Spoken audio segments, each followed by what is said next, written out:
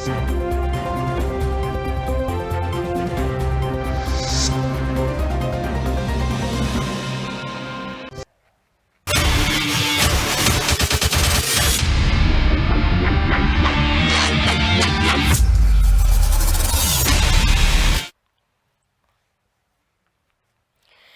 Welcome to reality check. ప్రస్తుతం మనతో పాటు ఉన్నారు పొలిటికల్ అనలిస్ట్ పురుషోత్తం రెడ్డి గారు. సార్ నమస్తే అండి.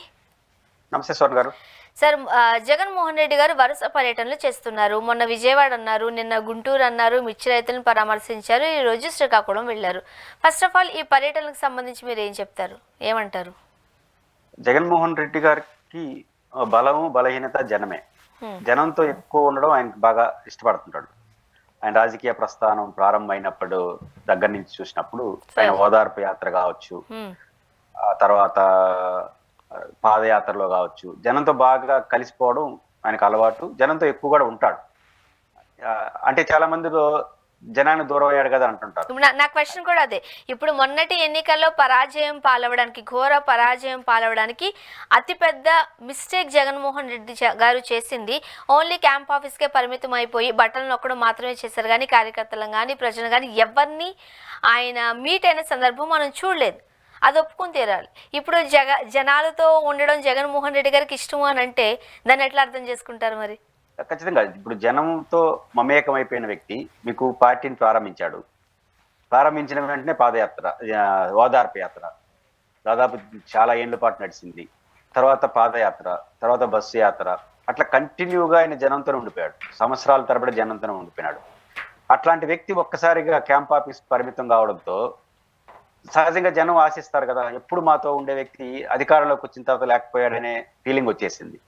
అయితే జనంతో లేడా అంటే ఈ నిధుల బదలాయింపు ఏదైతే DOP system, direct benefit system తీసుకొచ్చాడో, బటన్ నొక్కడం లాంటివి వేలాది మంది సమావేశాలతో పెట్టాడు. కానీ అది గెస్ట్ గా వచ్చేసాడు. జగన్మోహన్ రెడ్డి గారు జనంతో మమేకపోవడం అంటే ఎట్లా జనం చూస్తారంటే, నిన్న మిర్చి యార్డు పోయినప్పుడు వంశీ గారిని పరామర్శించి ఇట్లా చూస్తారు. జగన్ ఇట్లా రావాలి మాకు అనుకుంటారు జనం. కానీ అధికారంలోకి వచ్చిన 5 ఏళ్ళు అంతకన్నా ఎక్కువ మందిని కలిశాడు. ఇప్పుడు సిద్ధం సభలు లక్షల మందితో పెట్టారు, ఇవన్నీ పెట్టారు. అంటే పెద్ద పబ్లిక్ మీటింగ్ జరుగుతుంది, ఈ ఉపన్యాసం చెప్పేసి వెళ్ళిపోతున్నాడు. జనాన్ని నేరుగా టచ్ చేసేది లేదు. కానీ ఎక్కువ మంది జనాన్ని టచ్ చేయాలని కోరుకుంటారు. నిన్న ఆ చిన్నపిల్ల వ్యవహారం మనం చూసాం. అంతకుముందు విజయవాడ వరదల్లో ఆ అబ్బాయి వ్యవహారం చూసాం. అంటే జగన్మోహన్ రెడ్డి గారికి ఒక్కొక్కరికి ఒక్కొక్క ప్లస్ ఉంటాయి. ఇప్పుడు చంద్రబాబు నాయుడు గారికి ఒక అడ్మినిస్ట్రేటర్ గా బాగుంటాడు అని ఒక ప్లస్ పాయింట్ ఆయనకి. పవన్ కళ్యాణ్ గారికి మాస్ లీడర్ గా ఆయనకు ఒక ప్లస్ పాయింట్. జగన్మోహన్ రెడ్డి గారు మాట్లాడితే, దగ్గరగా తీసుకుంటే, కరాచారణం చేస్తే అదొకసారి ఉప్పొంగిపోతుంటారు జనం. ఒక్కొక్కరికి ఒక ఎమోషనల్ టచ్ ఉంటుంది. అట్లా జగన్మోహన్ రెడ్డి గారు జనం తన దగ్గరగా చూడాలనే ఫీలింగ్ ఉంటుంది. ఆ ఫీలింగ్ కి అలవాటు చేసిన వ్యక్తి, దాంట్లో మమేకమైన వ్యక్తి ఒకసారిగా దూరం అయ్యేసరికి ఆ గ్యాప్ వచ్చింది. కాబట్టి ఇప్పుడు మళ్ళీ అధికారం పోయిన ఒక కారణం కావచ్చు, గుర్తించిన కారణం కావచ్చు, సమస్యలు వెంటాడుతున్నాయి. ఇప్పుడు ముఖ్యమంత్రిగా ఉన్నప్పుడు ఏం చేస్తారు, సమస్యను పరిష్కరిస్తారు. అప్పుడు జనంతో నేరుగా కలిసినా కలవకపోయినా ఒక రకంగా ఉంటుంది. ఇప్పుడు ప్రతిపక్ష నాయకుడు కానీ పని ఏంటంటే జనంలో ఉండి జనం సమస్య చెప్పడమే ఆయన పని. ఆయన పరిష్కరించే స్టేజ్ కాదు, పరిష్కారం కోరుకునే స్టేజ్, పరిష్కారం కావాలని ప్రభుత్వానికి చెప్పే స్టేజ్. ఎందుకంటే ఓడిపోయి ఉన్నారు కాబట్టి. ఖచ్చితంగా జనంలోకి 2 కారణాలు ఇచ్చా. ఆయనకు అలవాటు ఉంది, అక్కడ అవసరం ఉంది. కాబట్టి పరిస్థితులు కూడా దానికి అనుకూలంగా ఉన్నాయి. అందువల్ల ఇప్పుడు జనంలోకి వెళ్ళిపోయేదానికి ఎక్కువ ఇష్టపడుతున్నాడు. ఖచ్చితంగా అది ఆ పార్టీకి ఉపయోగపడుతుంది అనుకోవాలి. ఓకే, మరీ ముఖ్యంగా అంటే ఇప్పుడు జగన్మోహన్ రెడ్డి గారి పర్యటనలో కూటమి ప్రభుత్వం సెక్యూరిటీ కల్పించాలి, భద్రత కల్పించాలి. మనం చూసాం, జనం తండోపతండాలుగా తరలి వచ్చినట్టు వచ్చారు. బట్ వాళ్ళందరూ ఓట్లేసారా, అది అయిపోయింది కాబట్టి మనం పక్కన పెట్టేద్దాం. ఇప్పుడు వస్తున్న ఈ జనాన్ని ఎట్లా చూడాలంటారు? అండ్ కూటమి ప్రభుత్వం భద్రత కల్పించడంలో వైఫల్యం చెందింది అంటున్నారు. ఈ 2 పాయింట్లు చెప్పండి. 2 ఉన్నాయి. ఒకటి, మీరు ప్రజలు ఇంతమంది వస్తున్నారు, వాళ్ళు ఓట్లు వేయలేదా, వేసారా? ప్రతి 100 ఓట్లు 40 ఓట్లు ఆయన పడ్డాయి ఓడిపినప్పుడు కూడా. మనం గెలవలేదు, వాడలేదు, దాని చుట్టూ 11 సీట్లు చుట్టే మాట్లాడుకుంటాం. కానీ వేసిన 100 ఓట్లలో ప్రతి 100 ఓట్లు 40 ఓట్లు జగన్ పడ్డాయి, తక్కువేం పడలేదు. వాళ్ళు ముగ్గురికి 56 ఓట్లు పడ్డాయి. 40, 56 మీద 16 ఓట్లు తేడా. అంటే 40 ఓట్లు ఒకరికి పడ్డాయి, ముగ్గురు కలిసి 56 ఓట్లు పడ్డాయి. వాళ్ళకి కూడా 56 ఓట్లే, 44 ఓట్లు వ్యతిరేకంగా పడ్డాయిగా వాళ్ళకి కూడా. కాబట్టి వాళ్ళకి 100కు 100 ఏం పడలేదు అట్లా. కాబట్టి జగన్మోహన్ రెడ్డి గారికి మొన్న కూడా ఏమి పడలేదని కాదు, 100 ఓట్లు 40 ఓట్లు పడ్డాయని ఫస్ట్ పాయింట్. రెండో అంశం ఏంటంటే, ఈరోజు జగన్మోహన్ రెడ్డి గారికి సెక్యూరిటీ యాంగిల్లో గౌరవం అవసరం 2 వేరు. ఒక మాజీ ముఖ్యమంత్రిగా ఆయనకి ఎంత గౌరవిస్తున్నారు అంటే తెలుగుదేశం పార్టీ చంద్రబాబు నాయుడు గారిని మాజీ ముఖ్యమంత్రిగా నువ్వెంత గౌరవించావు అంటుంది. ఈ ఈ వాదాలు ఎప్పటికీ పరిష్కారం అయ్యేది కాదు, మాట్లాడుకుంటూనే ఉంటారు.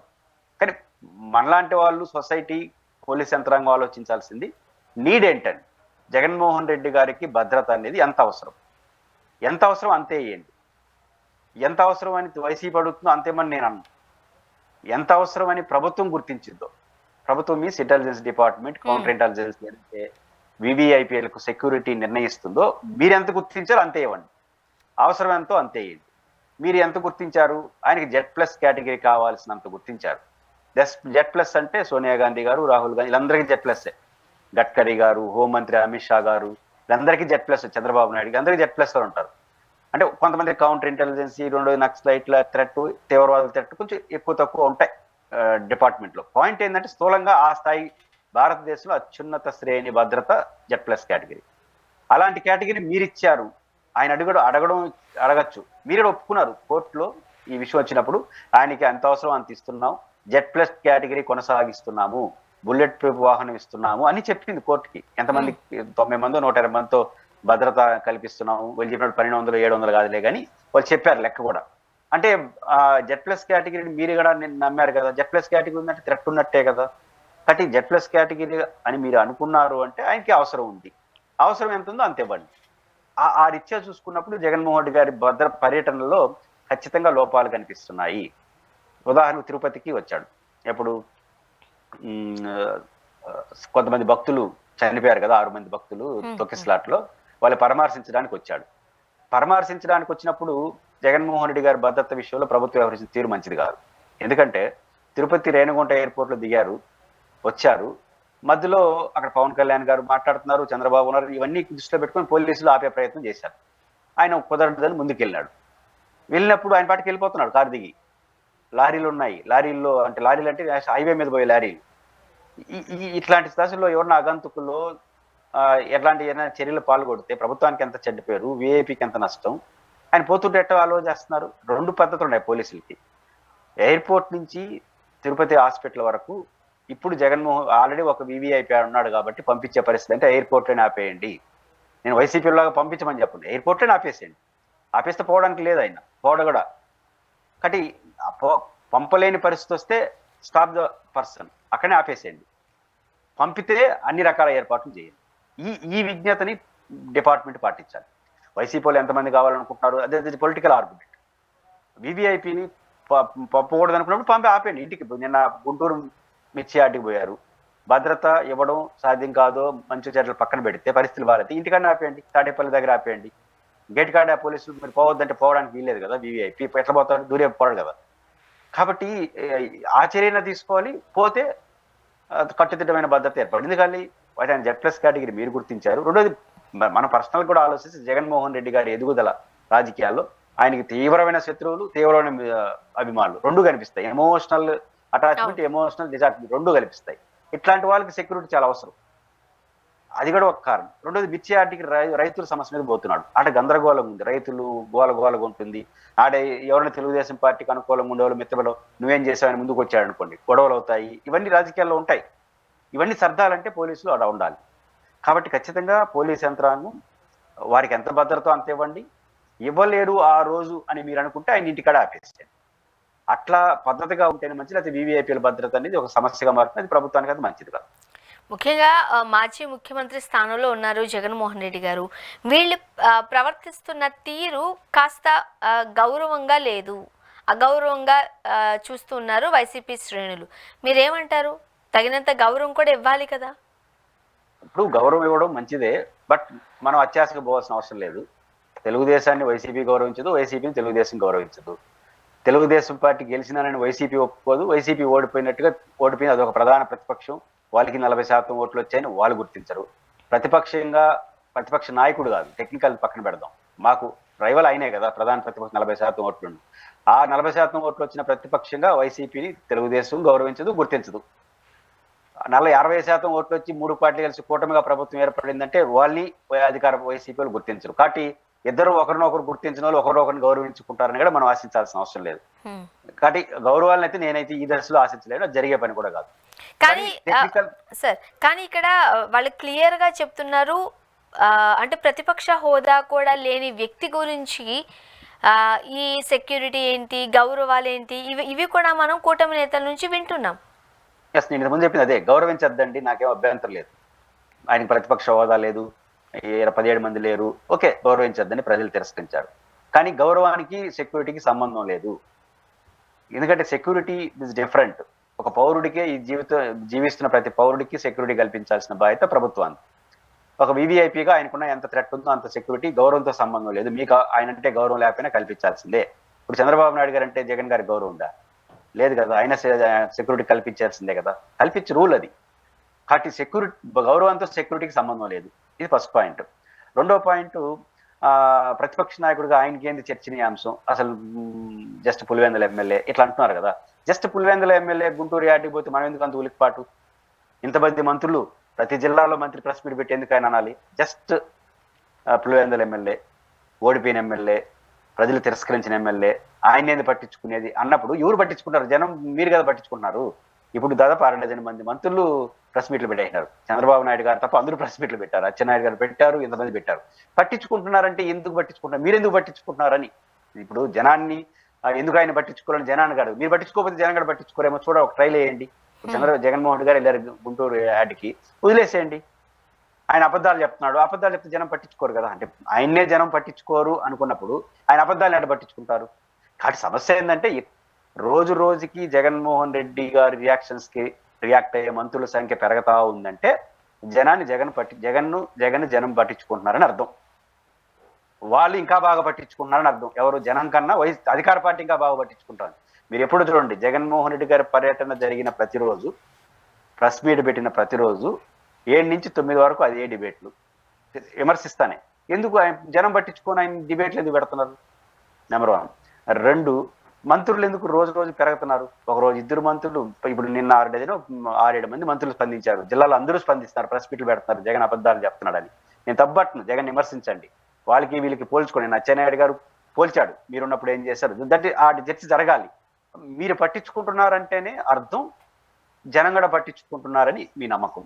మీరు పట్టించుకుంటున్నారంటే ఆఫ్టర్ ఆల్ జగన్ కాదు అని మీరు చెప్పకనే చెప్తున్నారు. కానీ అది చెప్పడం ఇష్టం లేదు కాబట్టి ఆఫ్టర్ ఆల్ జనాన్ని తప్పించుకొని ట్రై చేస్తున్నారు. మీరు పట్టించుకోవడం మానేసి మిగతా వాళ్ళకి ఆ నీతులు చెప్తే బాగుంది. మరీ ముఖ్యంగా ఈ టైంలో జగన్మోహన్ రెడ్డి గారు ఈ పర్యటనలు అంటూ ఆ ప్రజల వద్దకు వెళ్ళడం కాకుండా ముందుగా ఈ బేసిక్ ఏదైతే ఉండిందో ఈ పార్టీని బలోపేతం చేసుకునే దిశగా జగన్మోహన్ రెడ్డి గారు ఆలోచిస్తే బాగుంటుంది. మరొకసారి అని ఒక తప్పుడు డెసిషన్ తీసుకున్నారు, తప్పుడు వేలో వెళుతున్నారు కొంతమంది అంటున్నారు. మీరేమంటారు? జగన్మోహన్ రెడ్డి గారు ఇప్పుడే రైట్ ట్రాక్ లో పోతున్నాడు. ఈ నూతన సంవత్సరం నుంచే 100% రైట్ ట్రాక్. ఒక ప్రధాన ప్రతిపక్షంగా, ఓడిపోయిన పక్షంగా, అధికారాన్ని ఆశిస్తున్న పార్టీగా, 40% ఓట్లున్న పార్టీ, వాళ్ళ పని 3 రకాలు ఉంటుంది. ఒకటి, ఇంట్లో పార్టీని సరిదిద్దుకోవడం. 2, పార్టీ శ్రేణుల్ని వివిధ ప్రాంతాల్లో జరుగుతున్న మంచి చెడ్డలు చూసుకోవడం. ప్రజా సమస్యలపైన ఫోకస్ పెట్టడం. దీంట్లో ఏది తగ్గినా ఇన్బ్యాలెన్స్ అవుతుంది. మీకు గుర్తుంటే మొదటి 3 నెలలు 4 నెలలు దాడులపైన చర్చ జరిగింది. ఆడ దాడి, ఈడ దాడి, జగన్మోహన్ రెడ్డి గారు ఢిల్లీకి పోయి ధర్నా చేయడం, ఇవన్నీ తెలుగుదేశం వర్సెస్ వైసీపీగానే మారింది. అది అంత మంచిది కాదు, ఎవరికీ మంచిది కాదు. తర్వాత కొంతకాలం తర్వాత ప్రెస్ మీట్లు జరిగినాయి. ఇప్పుడు జగన్మోహన్ రెడ్డి గారి దిమోహం ఏమో వెళ్తాడు. ప్రతి జిల్లాతో మీటింగ్ చేస్తున్నాడు హెడ్ క్వార్టర్లో. ఆ రకంగా పార్టీని సరిదిద్దుకునే పని చేస్తున్నాడు. 2, వల్లభనేని వంశీ గారా ఇంకొకరు అరెస్ట్ అయితే అక్కడికి వెళ్ళి పరామర్శించి వాళ్ళు ధైర్యం చెప్తున్నాడు. 3, అందరు తాకుండా ప్రజా సమస్యలు వస్తే గుంటూరు మిర్చియార్డు కావచ్చు, ఇంకోటి కావచ్చు వెళ్తున్నాడు. ఈ 3 సమపాల్లో జరిగితేనే ఒక పార్టీ బాగుంది. కాబట్టి జగన్మోహన్ రెడ్డి గారు ప్రారంభంలో ఒక పార్శ్యం, రెండో పార్శ్యం చేసుకుంటూ వచ్చాడు. జనవరి ఈ నూతన సంవత్సరం జగన్మోహన్ రెడ్డి గారు 3 పార్శ్యాలని సమర్థవంతంగా నిర్వహించే ప్రయత్నం స్టార్ట్ చేశాడు. ఖచ్చితంగా ఇది మంచి ఫలితాలు ఆ పార్టీకి ఇస్తుంది.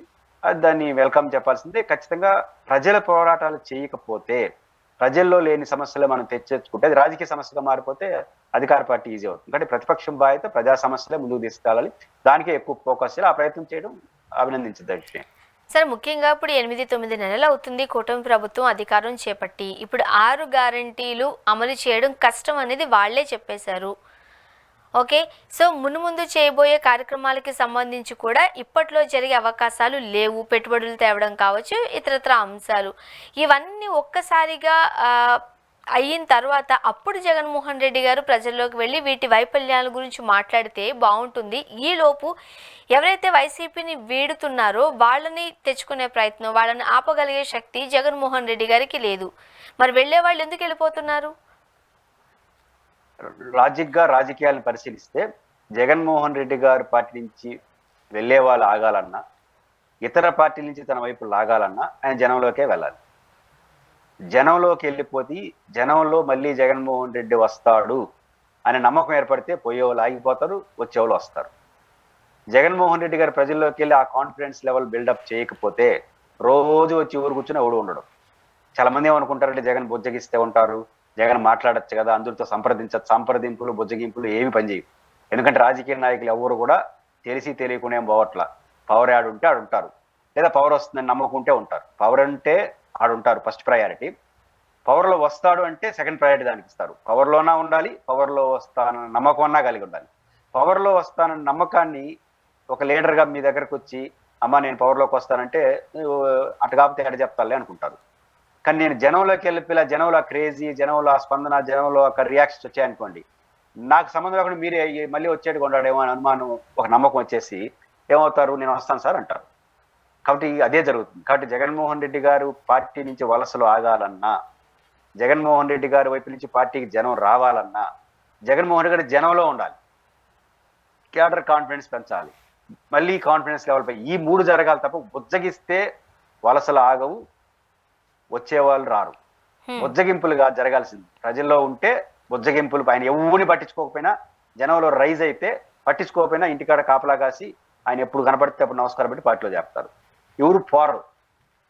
కానీ బుజ్జగింపులు చేసుకుంటా ఆయన పార్టీ ప్రజల్లో మర్చిపోయినాడంటే బుజ్జగింపులు చేసేవాళ్ళు కాదు, బుజ్జగించిన వాళ్ళు అందరూ కలిసి వెళ్ళిపోతారు కట్టకట్టుకొని.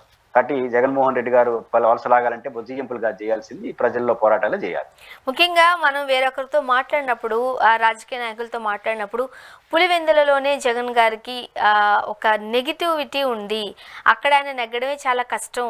సో ఈ రోజు ప్రజల్లోకి వెళ్ళినంత మాత్రాన్ని ఏమీ ఆయనకు ఒరిగేది ఏది లేదు, ఏదో రాజకీయాలలో నేను కూడా ఉన్నానని చూపించుకోవడానికి మాత్రమే ఈరోజు ఈ పర్యటనలు అంటున్నారు. పులివెందులలో పరిస్థితి ఏమంటారు సార్? పులివెందుల్లో జగన్మోహన్ రెడ్డి గారు ఓడిపోయిన తర్వాత ఆయన బలం మరింత పెరిగింది. ఓడిపోక ముందు కన్నా ఓడిపోయిన తర్వాత పెరిగింది. ఎందుకంటే ఓడిపోయే సమయానికి, ఘోరంగా ఓడిపోయే సమయానికి ఆయన మెజారిటీ దాదాపు 70,000 80,000. రాష్ట్ర వ్యాప్తంగా ఘోర పరాజయంలో 70,000 మెజారిటీ వచ్చింది. అంటే అంత ఘోర పరాజయంలో ఒక నియోజకవర్గంలో 70,000 మెజారిటీ వచ్చిందంటే అర్థం ఆయన బలం ఏంటో పులివెందుల్లో అందరికీ తెలుసు. ఇది ఫస్ట్ పాయింట్. రెండో పాయింట్, ఓడిపోయిన తర్వాత ఆయన బలం పెరిగింది. కారణం ఏంటంటే ఎవరు ఒప్పుకున్నా ఎవరు ఒప్పుకోకపోయినా ముఖ్యమంత్రి నియోజకవర్గానికి కొన్ని ప్రత్యేకమైన అవకాశాలు వస్తాయి. ఇప్పుడు కుప్పంలో చంద్రబాబు నాయుడు గారు, గతంలో పీలేరులో కిరణ్ కుమార్ రెడ్డి గారు, ఏ ముఖ్యమంత్రి ఉన్న నియోజకవర్గానే స్పెషల్ ఫోకస్ ఉంటుంది అధికారుల విషయంలో. జగన్మోహన్ రెడ్డి గారు ఎలాంటి వ్యక్తి అయినా పక్కన పెట్టండి, మంచోడు చెడ్డోడు, పులివెందుల నుంచి చీఫ్ మినిస్టర్గా ఉంటే అందరూ చూపు పులివెందుల మీద అయితే ఉంటుంది కదా. మిగతా నియోజకవర్గాలతో పోల్చుకుంటే 10 రూపాయలు ఎక్కువ వస్తుంది కదా, అది పోయిందిగా. ఇప్పుడు మంచి చెడ్డలు పక్కన పెట్టండి, జగన్మోహన్ రెడ్డి సీఎం, పులివెందులకు ఉన్న అవకాశాలు పులివెందులకు ఉంటాయి. సీఎం కాదు, ఇప్పుడు ఆ గౌరవం అయితే పోయింది కదా, దానివల్ల వచ్చే అవకాశాలు అయితే పోయిందిగా. నెంబర్ 1. జగన్మోహన్ రెడ్డి గారు ఉంటే ఈరోజు పులివెందుల మెడికల్ కాలేజీలో ఈసారి కాలేజ్ స్టార్ట్ అయి ఉంటుందా? పులివెందుల మెడికల్ కాలేజ్ పూర్తి అయిపోయింది, నేను కూడా చూసినా బ్రహ్మాండం కట్టారు. ఈరోజు అది పరిస్థితి ఏంది? జగన్మోహన్ రెడ్డి అనే వ్యక్తి సీఎం దిగిపోవడం వల్ల పులివెందుల మెడికల్ కాలేజే పులివెందులు కనపడుతుంది. ఆ రకంగా పులివెందుల ప్రజల్లో ఓడిపోవడం, ఓడిపోవడం కాదు, రాష్ట్రంలో జగన్ ఓడిపోవడం వల్ల మన నియోజకవర్గం వచ్చే అర్జనపు అడ్వాంటేజ్ మనం కోల్పోయాము అనే రియలైజేషన్ వచ్చింది. నెంబర్ 2, వైసీపీ కార్యకర్తలు చాలా మంది కోపంగా అంటేముంటున్నట్టున్నారు. వాళ్ళందరూ ముఖ్యమంత్రి పదవి పోయేసరికి మనకు అవసరం ఏంటి, మనం జగన్ పట్టించుకోకపోయినా నేను ముఖ్యమంత్రి క్యాండిడేట్ అంటే ఉన్న గౌరవం వేరు కదా, కాబట్టి ఇది కోల్పోయినా వాళ్ళు ఫీల్ అవుతున్నారు. కానీ మొత్తం మీద ప్రభుత్వం మీద కొంత వ్యతిరేకత మొదలైందనుకో, అనవసరంగా జగన్ ఓడిచ్చాడు అంటారు. కాబట్టి పులివెందుల్లో ఓడిపోయిన తర్వాత జగన్మోహన్ రెడ్డి గారి బలం మరింత పెరిగింది. రెండోది, పార్టీ శ్రేణులు, కుటుంబ సభ్యులు అందరూ కూడా ఓడిపోక ముందు మమ్మల్ని నిర్లక్ష్యం చేసామన్నారు.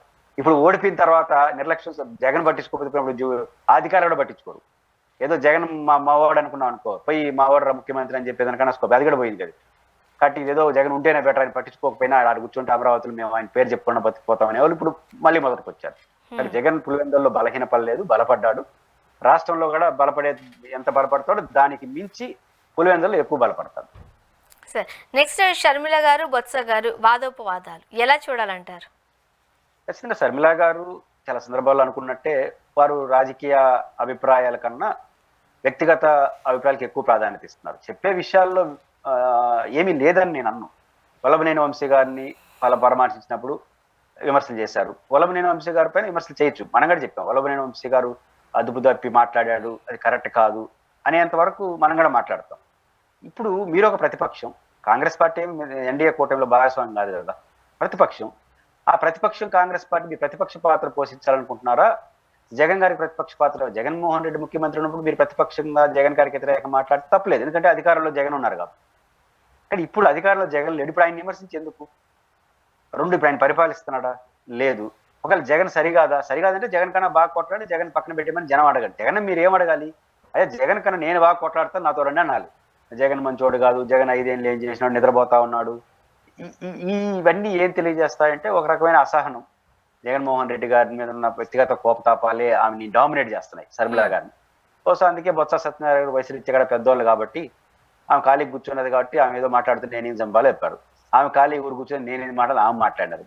కాబట్టి ప్రతిపక్షంలో ఉన్న వాళ్ళు గుర్తించాల్సిన మొదటి పాయింట్ ఏంటంటే అధికారంలో ఎవరుంటే వాళ్ళకి వ్యతిరేకంగా అంటే పర్సనల్గా కాదు, వాళ్ళు చేసే విధానాలకు వ్యతిరేకంగా ఎంత గట్టిగా ఉంటారో వాళ్ళే నిజమైన ప్రతిపక్షంగా ప్రజల్లో ఉంటారు.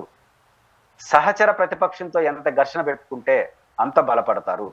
జగన్మోహన్ రెడ్డి గారు సహచర ప్రతిపక్షంలో ఇంకో ప్రతిపక్షం, ఆయనతో గొడవ పెట్టుకుంటే మీరు బలహీనపడతారు.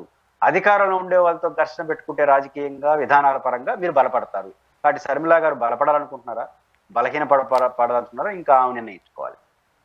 ముఖ్యంగా అంటే ఎప్పుడైతే షర్మిల గారు వాయిస్ వినిపిస్తున్నారో ప్రతి సందర్భంలోనూ ఆడపిల్లలు అంటే ఒక సెంటిమెంట్ ఉంటుంది.